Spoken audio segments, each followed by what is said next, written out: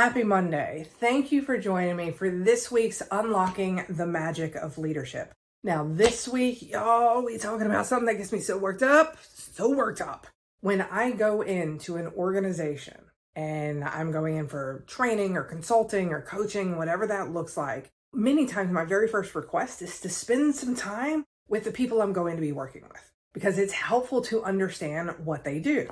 It's not a red flag, it's more like a pink flag, but it definitely catches my attention, is when I see an employee complaining about something and I see the manager say, well, I don't know what to tell you. I don't really like it either. Corporate said so, so we have to do it. Have you ever found yourself saying something like that? I'll admit, I've said the same thing in the past. When I was working at Disney, something got passed down from the top and I'm like, well, I don't know what to tell you. I don't really like it either, but this is what we got to do because that's what the higher ups say. It's not like they know what we do here on the front line. Many times what this does is instead of building camaraderie with your team, at least that's what I was trying to do when I would do it, is build camaraderie and show them I understand. It created an even bigger division because I was looking at it as I'm one of you.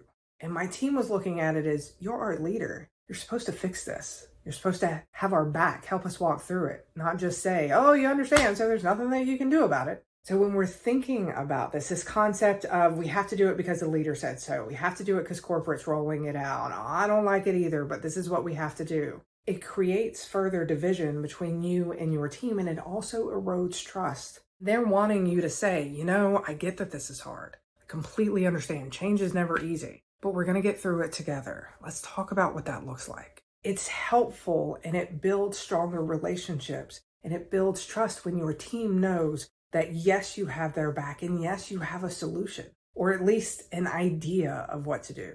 And sometimes the solution is to sit down as a group and say, this is what's coming. What can we do together as a team so that it's the most effective and has the least negative impact as possible? And then listening to your team, hearing what they're saying and finding ways to incorporate that. So we're not just saying that you accept it. It's like, all right, this is what we're doing. Nobody has a choice. Let's do it. It's going to be the greatest ever. That's not it either. It's finding that balance between authenticity, transparency, and leadership. It is a very fine line to walk. We've had multiple videos about this in the past. We know that this concept of authenticity, transparency, all of this is a very, very narrow line to walk, but it's so important. And when we find it, these amazing things happen like trust and psychological safety and higher efficiencies and higher productivity and all of these benefits. But the next time your organization is rolling out great change, whether you agree with it or not, understand that you are an agent of the organization, but you're still the leader of your team.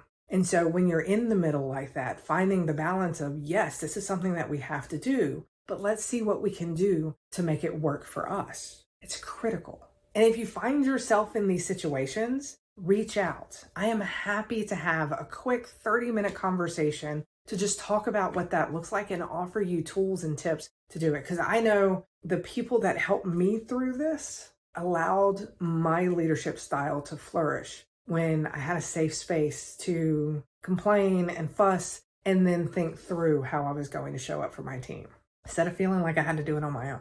You are always, always welcome to reach out for a quick 30 minutes. I'll have my Diet Dr. Pepper. You can have your coffee or tea, and we can brainstorm as the best way to make this happen.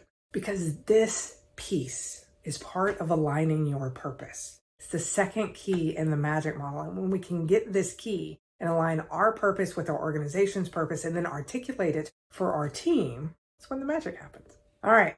Thank you for joining me for this week's Unlocking the Magic of Leadership. Have an amazing week, and don't forget, as always, you got this. I'll see you next week.